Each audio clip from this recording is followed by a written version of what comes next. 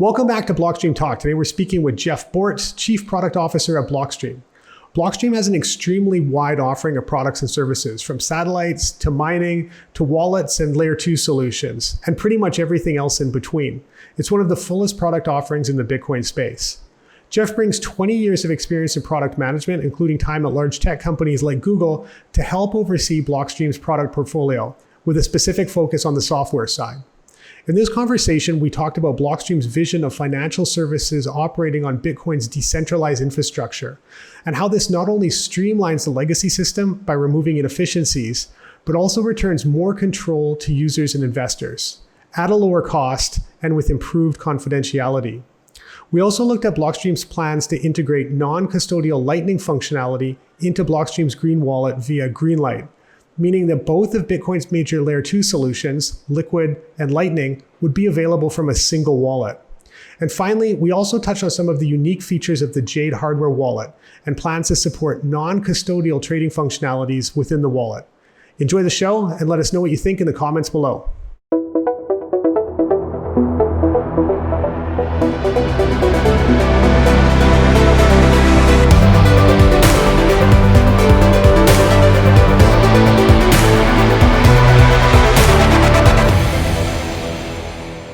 Welcome to the show, Jeff. Thanks for taking the time to do this today. Thanks for having me, Jesse. It's good to see you again. Maybe to set the stage for today's conversation, you could run us through quickly your background and your role as Chief Product Officer at Blockstream. Yeah, of course. So as Chief Product Officer, I'm really responsible for all the software efforts at the company. My job is to kind of help set the strategy, define the priorities for the teams, and build the roadmap of the things that we want to work on. Of course, at Blockstream, I'm working with a lot of people that are a lot smarter than me. So a lot of times my job is really about, synthesizing people's insights and ideas, trying to apply some business context to that, and then reflecting it back as a coherent plan that we can execute against. Blockstream has a really wide variety of products and services, from satellites to Bitcoin mining to even, Bitcoin mining hardware, wallets, protocol research. Where do you focus your time within all of that? Well, most of my focus is on software. So there's still quite a broad portfolio of things that we're doing just within the software space. But I guess you could think of it as kind of starting with the Layer-2 platform work that we do for Liquid and Lightning and the underlying kind of open source implementations that support those networks. And then we provide a variety of services on top of those platforms, things that help enterprises operate on the networks, custody solutions for end users as well.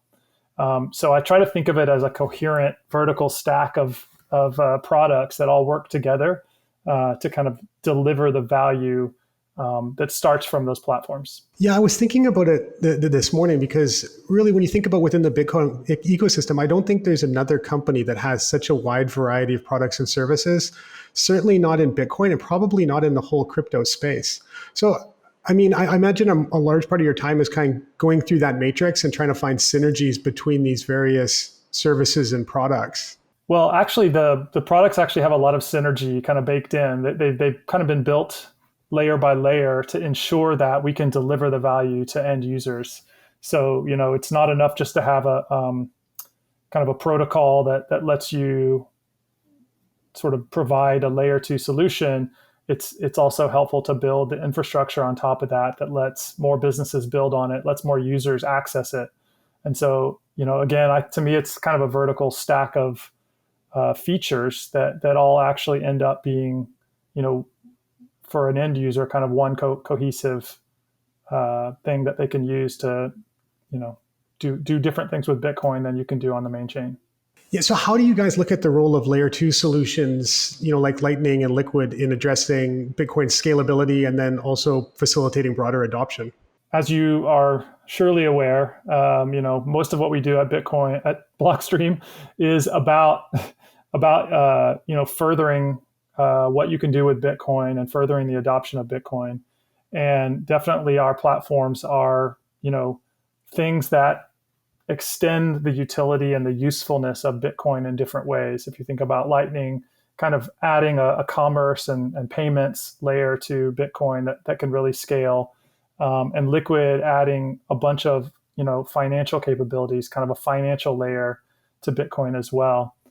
And so I think, and actually everything we do at Bitcoin, starting from kind of our research on the protocol, delivering cryptographic enhancements that improve security and privacy for users, mining Bitcoin, which helps contribute to the security of the network. It's all, stacks up to help make Bitcoin stronger and further the use of Bitcoin. But I actually think it's, that's sort of the mission-driven way of looking at what we do as a company. But, as the product lead, I also need to think about kind of who our users are. And I think there's also kind of a really nice customer-driven way to describe what we're doing. And that starts from looking at kind of the landscape, of how people engage with financial infrastructure today. And, a lot of the businesses in every industry are operating on financial infrastructure that is really opaque. It's arguably quite outdated. And it comes with a lot of costs for people, right? Like the time it takes for transactions to settle, that people are just so used to now, really ties up liquidity. The kind of lack of transparency in any transaction presents all kinds of risks for users, counterparty risk, making it very difficult to, ensure that you're not going to lose funds. There's a lot of intermediaries in the system as it exists today. And so all of those intermediaries have access to, information that you probably don't want them to have. They can seek rent because they're in a privileged position in terms of processing transactions. They can front run trading. All of these problems that kind of are just part of business as usual for most companies and people. And we finally have, technology and solutions that we can deliver that can actually really radically redefine how these systems operate and work. And so I think a lot of, banks and financial institutions are starting to question whether these costs are necessary. And they're looking for alternatives. And that's where, not just Bitcoin, but really all blockchains have kind of emerged as this new opportunity. But then those bring their own sets of challenges for these institutions, and trying to figure out how they can use the systems and stay kind of compliant with the rules and regulations that they're facing new security risks, new kinds of, ways that the system can fail or funds could be lost. And so when I think about what Blockstream is doing, we're delivering that infrastructure, those new capabilities that eliminate the need to kind of trust intermediaries, make the whole system more efficient. And we're doing that on a Bitcoin-based platform, which we think offers the best security and really the best compliance picture for users. Yeah, I think certainly the legacy system is very much focused. It's very much almost driven by these intermediaries that are more focused on kind of perpetuating their existence than in providing a product or a service. It's maybe what, from a securities perspective, that what issuers are looking for or what investors are looking for. So yeah, I think on the security side, certainly, things like transfer restricted assets, that's just a great way to kind of pull out a lot of the intermediaries and allow issuers and investors to act more directly. And the idea of being able to self-custody assets, whether it's tokenized gold like XAUT, or if it's something like the Blockstream mining node, that is such a radical departure from the way the legacy system operates in terms of custody and the flexibility of users. And I really see it as returning a lot of control to investors and users that's been eroded over the past 10, 20, 30 years. Absolutely. And thinking about all those intermediaries and all their vested interest in kind of preserving the system as it exists today, it really makes you realize how early we are in this process of trying to kind of transform these industries and change the way they operate. And finding ways to deliver enough value that it's so compelling that the institutions, the issuers, the investors, they all are demanding something better to operate on. Your point about liquidity and capital management is another really good one too. The benefits of real-time settlement are such a massive step up in terms of how you can manage your capital and how you can churn your capital as well too. If you're a hedge fund and you invest in, I'm of course located in Taiwan. If you sell your TSMC on Friday, it's T+2, so you don't get your cash until next week.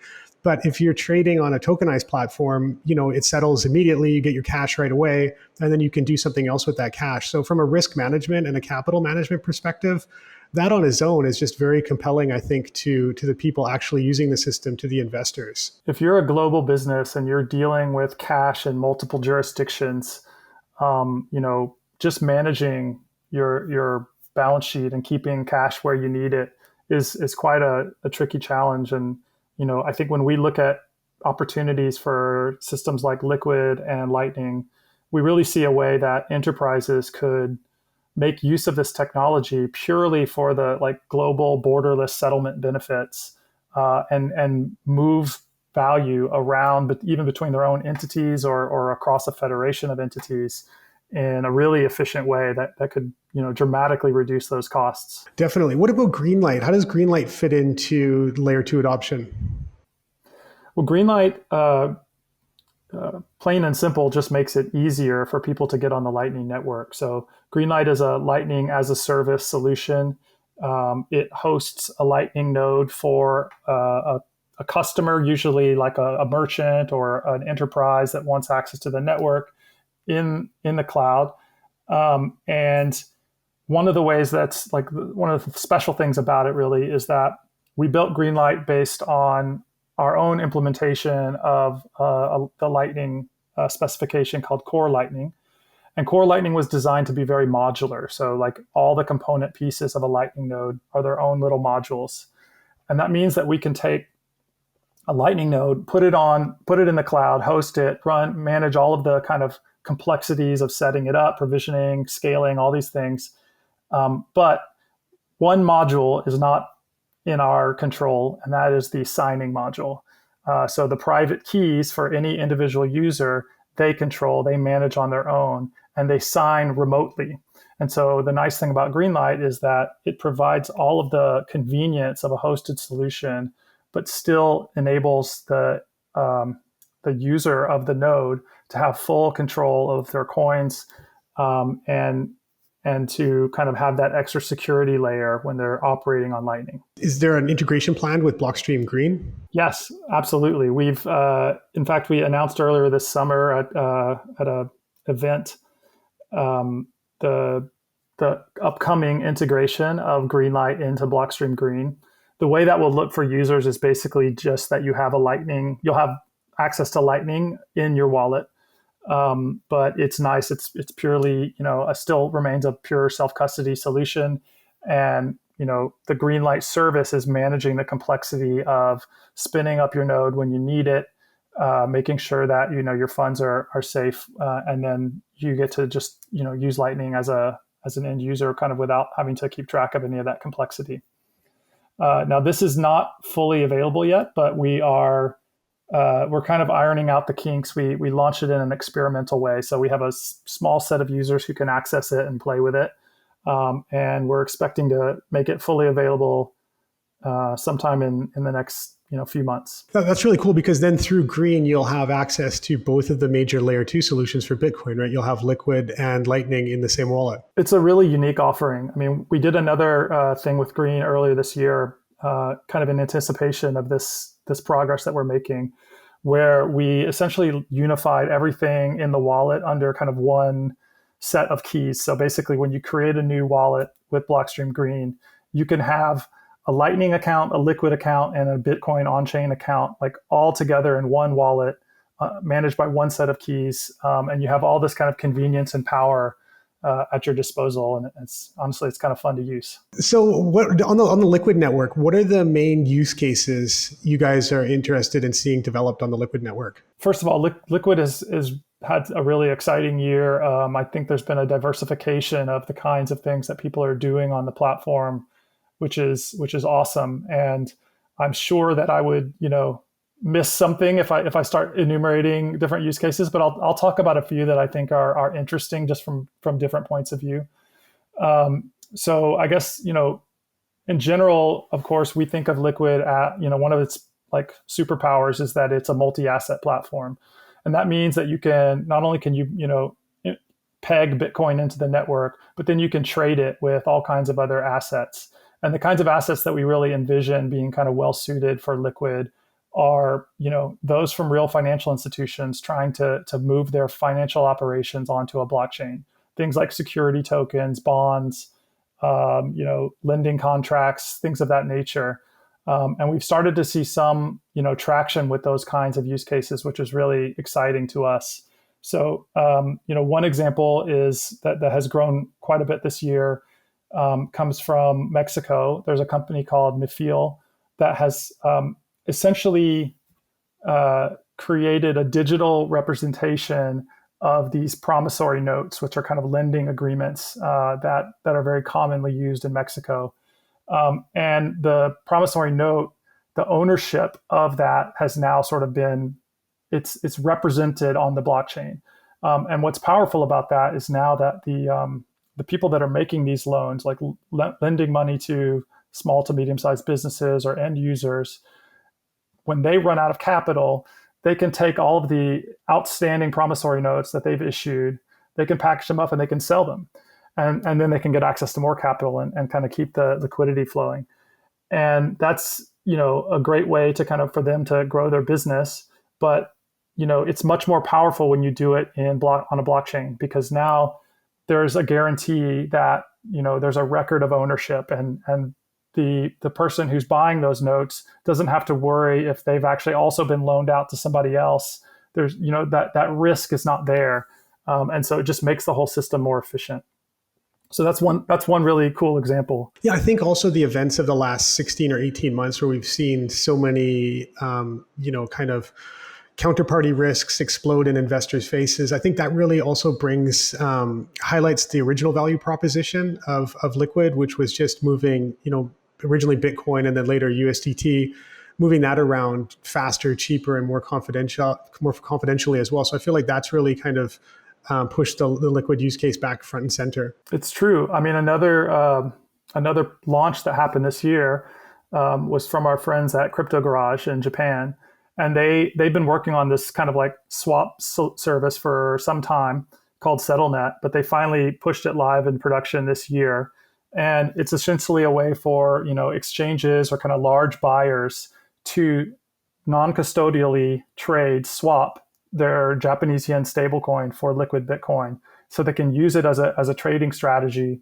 And then, at some point when they have accrued whatever amount they want, they can just do one peg out to kind of convert that Bitcoin into cold storage. But this gives them kind of that lower counterparty risk on the trade, and an ability to execute the entire thing without any custody risk as well. Yeah. So as I mentioned, the Liquid value add amongst other things, I think, is speed, price, and confidentiality. And I think speed and price is something everyone's very familiar with.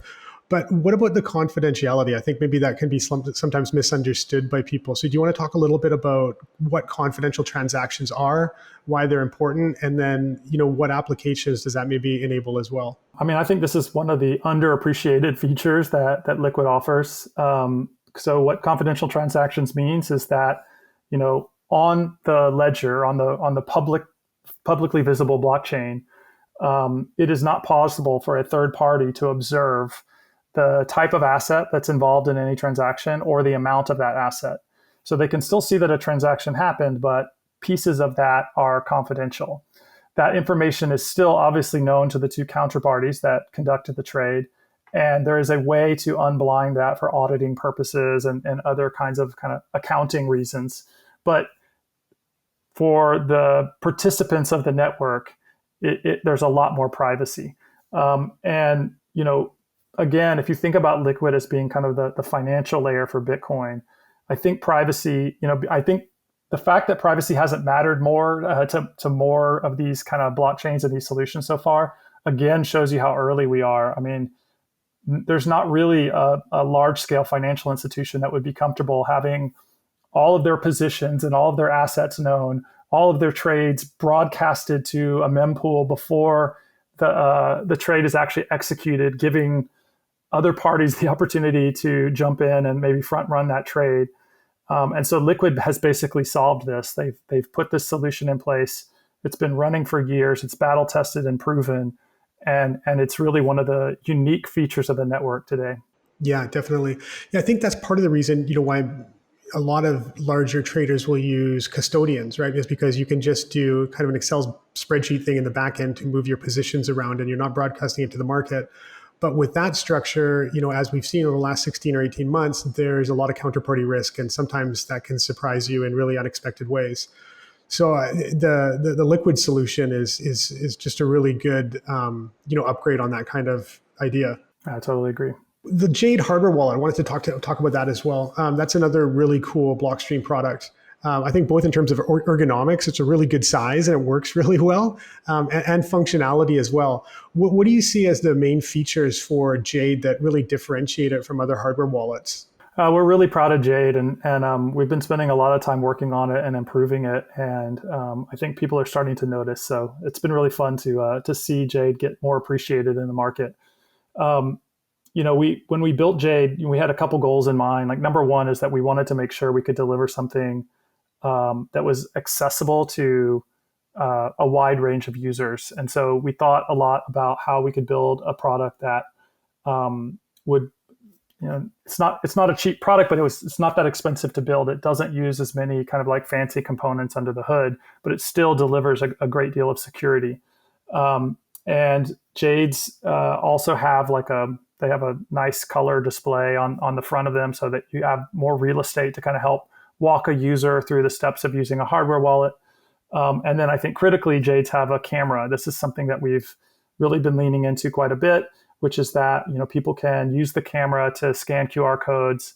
And for a lot of users, that's exciting because it means they don't have to plug their Jade in as often to when they're trying to sign a transaction. That provides an extra kind of layer of security, or it kind of reduces the attack surface for a Jade. People like to use it in an air-gapped way, they say, and that's been a really popular feature. And a benefit that we didn't actually anticipate from that is that it also really increases the interoperability of Jade with other wallets. So QR codes are basically a standard, and now you can set up your Jade and use it with a variety of Bitcoin wallets that support QR codes. And so I think it's also taken off a bit because it's so flexible, and you can use it with whatever wallet you choose. Yeah, it's funny. It's like you're getting older when screen size is like a key factor you consider in like buying a product. You're like, I just can't read a Nano 3. Unfortunately, even the Jade is a little hard for me to read. It's but we've actually been working on that. So like one of the we're really excited. We're going to release an update to the product actually next week, where the legibility will greatly improve. And I think that will help some of the older Bitcoiners.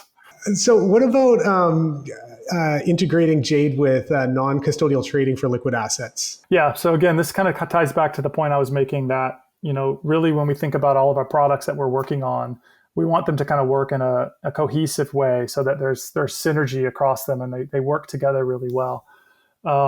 So, one of the benefits of being able to use the Liquid network with its multiple assets involved and being able to do atomic swaps in a single transaction is that trading use case. And so we've been working with an order book solution from SideSwap that enables you to basically hold your assets on your Jade, place an order on this peer-to-peer order book, and then when the transaction is ready to close, when you have somebody on the other end, execute the trade fully non-custodially. So you never, basically you have full control of your assets at every step in the transaction until you actually executed the trade. And that's, something that Jade now supports, and we've been working with the SideSwap team to make sure that it's available for every kind of asset that they list on their order book. So I guess kind of looking at the Blockstream, broader mission statement, Blockstream sees the future of financial services operating on Bitcoin's decentralized infrastructure. And this is kind of a big question, but what is the benefit there to users in terms of control and privacy? Well, first of all, I think it's important to clarify that the the word decentralized means a lot of different things, or actually it's really kind of an aspiration, something that we're aspiring to with a lot of the different solutions that we provide. But you don't need the same level of decentralization for everything. Bitcoin itself, I think, is arguably something that needs the most amount of decentralization in order to help protect its properties and sort of make it corruption resistant. It's got its own. It's very hard to change Bitcoin, and that's actually a feature, an important feature. But when you think about using Bitcoin in a financial transaction, for instance, so I'll talk about Liquid for a moment. Liquid is a platform that has a mix of assets on it. And most of those assets, other than Bitcoin, have an issuer. In fact, all of them have an issuer. Okay, so there's already a centralization and a trust involved in using these other assets. And so, Liquid operates with different trade-offs than the Bitcoin network itself. You can move your Bitcoin into Liquid and then trade it with all these other assets.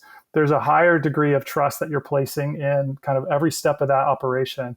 And then only when you're kind of done, you can always settle back to the main chain for your Bitcoin.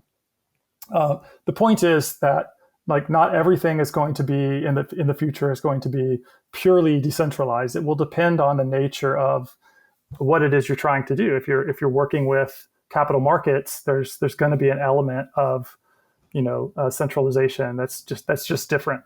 But what we see is that our technology and Bitcoin as the foundation can really push the boundaries and minimize the trust required by all the actors and participants in the system, giving them the maximum amount of kind of empowerment and self-sovereignty that is appropriate for whatever activity they're trying to do. And in doing so, it will greatly increase the efficiency of the systems and the inclusivity of the systems as well. Yeah, that's a great point. I think on securities, it's really difficult to get away from some degree of centralization. You have a regulator. Even if you were decentralized to the point where you didn't need a regulator, you still have issuers. And they're issuing securities, and somebody needs to be responsible for that. So I think that's something that's difficult to get away from. And I think the BMN is a really good example of that, because things like bearer securities, I think, are just probably not going to be possible. There's not a regulator around that's going to sign off on those. But the whitelist is a really good compromise, because once you get added to the whitelist, the platform has met its KYC AML obligations. And then the user gets a lot of the benefits of a bearer security, right? You're able to, self-custody it. You can move it around peer-to-peer. The BMN, of course, is trading peer-to-peer in a Telegram chat, because everybody's in a whitelisted ecosystem. And then all of those other benefits, arbitrage on other platforms. So I think that's, it's not 100% decentralized, but that's probably not possible. And this is a really good compromise, I think, which returns a lot of control to users. It doesn't invalidate the benefits you get of being able to trade it on a network that has all of these kind of like self-custody, the ability to do swaps, the ability to kind of secure all your assets however you see fit. But it's always gonna have that trust component to it when it comes to the nature of the asset itself, and that's fine. Like that's actually the point of those assets, is that they're important components of how businesses operate, how they get access to funds. And in a world where Bitcoin is more central and kind of utilized as a medium of trading, you want to make sure that Bitcoin can be the kind of underlying asset that people are using when they're conducting these kinds of capital markets activities. Yeah, definitely. I think Liquid has a lot of really smart compromises. I think the confidential transactions are another one, because I think the full privacy coins, that's a bit of a red flag. And we've seen number of jurisdictions kind of cracked on those and ban those completely. But if you block kind of the size and type of the transaction, so it's confidential from that perspective, but you allow regulators a means where they can, unblind it, or for issuers to be able to audit what's going on, I think that's a really reasonable compromise that brings a lot of benefits to users, but it's still something that you're not going to get in trouble with from the legacy system. That's right. Yeah, the goal with Liquid is to make sure that it's easy for issuers, financial institutions to operate on that network and stay kind of in bounds, like stay in the rules of compliance that matter to them. And, it's conceivable that, for some, banks and larger institutions, it's still not, they don't actually still see a way to do that. And I think that's, actually where, we think of Liquid as a really good proof point of how to use Elements. So Elements is the software that powers Liquid. It's deployed in the Liquid case as a side chain of Bitcoin.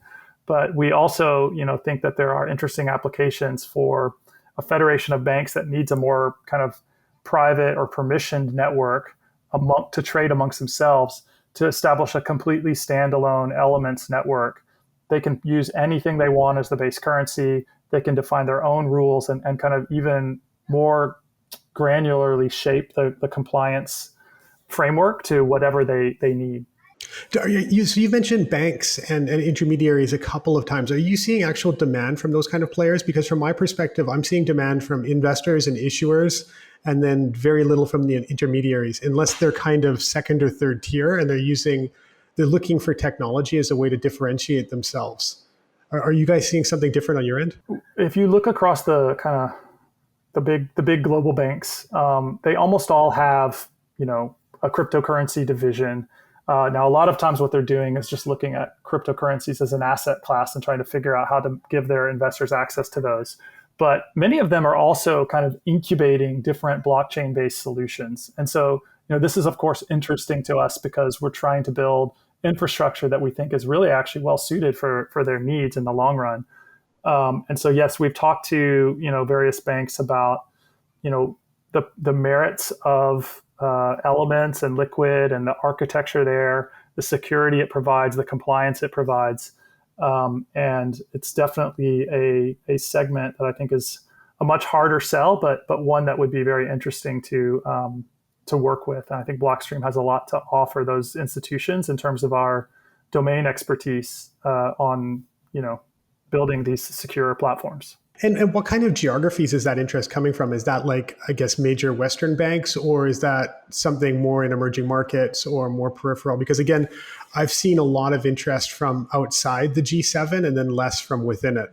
Well, so some of the examples I'm thinking of, which I'll decline to share any names, but they've been in North America. But I do think that there are probably very realistic opportunities to find other jurisdictions where the entities would be more ready to adopt. I do think that, I think a lot of especially like the US banks are waiting for clarity on what they can do. Yeah, I mean, it's kind of cliche within the technology industry to talk about banking the unbanked, but I do think that within capital markets, there's also issuers and investors that are unbanked. There's small, mid-sized enterprises, in Latin America and Africa and Central Asia that just don't have access to global capital markets. So I think that's another massive opportunity for Liquid and for security tokens and for all of the stuff that we're working on as well. Yeah, that's what we're counting on you guys for, is to go help us stir up interest in those markets. I do agree that, the tools that are available here can provide efficiencies and potentially can be more game changing for assets that today struggle to get access to liquidity or have other restrictions that impair them from being traded on NASDAQ, for instance. What do you guys look forward to the most for your product pipeline for the next 12 or 16 months? Well, I'm very excited about the work we're doing on Lightning. So getting Greenlight really broadly adopted into the hands of more users, into the hands of more developers who can build their own applications and services on top of that. We've seen a lot of interest, and I think there's like a real nice market fit there that we would love to lean into. Also very excited to bring that to green users and kind of make sure that people have access to non-custodial Lightning services. So that's one area that's very exciting to me. We are doing a lot of cool things on Liquid as well. I think one thing that's kind of been a very long running project for us, and will still be kind of mostly in the research domain, but starting to show signs of daylight soon, is something called Simplicity. And Simplicity is kind of like an evolution on the smart contracting language for Liquid. In fact, it's conceivable that it could ultimately be a smart contracting language for Bitcoin someday. But I think the first step will be to deploy it on Liquid and start to demonstrate the value there. So what Simplicity is, as I mentioned, it's a smart contracting language. For most users, it's not going to seem simple. It's kind of got a strange name in that regards, but what it does is it gives you, as a smart contract developer or author, much higher assurance that your contract is kind of performing as you intended. In fact, there are kind of mathematical proofs, formal verification that you can do to actually guarantee that it works the way you intended for the range of scenarios that are plausible.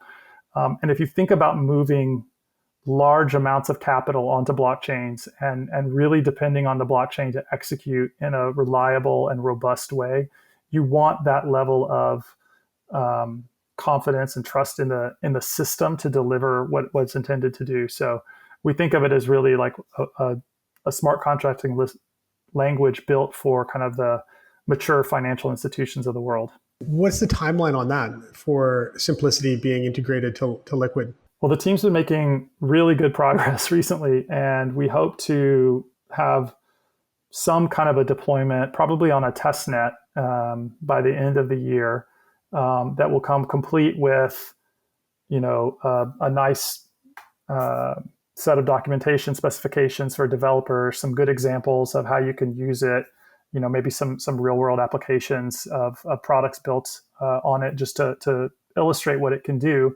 And from there, we have our work cut out for us to help really educate and bring a group of developers on board who can make use of the power of that language. So that's interesting. So that's another value proposition for Liquid as well, as it kind of becomes a test net for the Bitcoin main chain. Yeah, there's definitely an angle there. I mean, we've seen various things happen on Liquid that ultimately make their way to the Bitcoin main chain. I think Adam has talked before about SegWit. So a version of SegWit, it wasn't actually the same thing that was deployed on Bitcoin ultimately, but a version of SegWit was kind of done first on Liquid.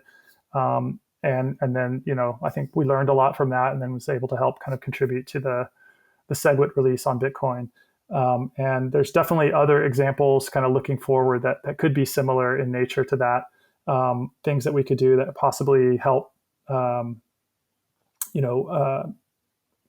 prove out new ways to deal with channel management in the Lightning Network. We could possibly demonstrate those on Liquid because Liquid has just a bit more programmability than Bitcoin. We've been able to add some more opcodes, more scripting capabilities to that network.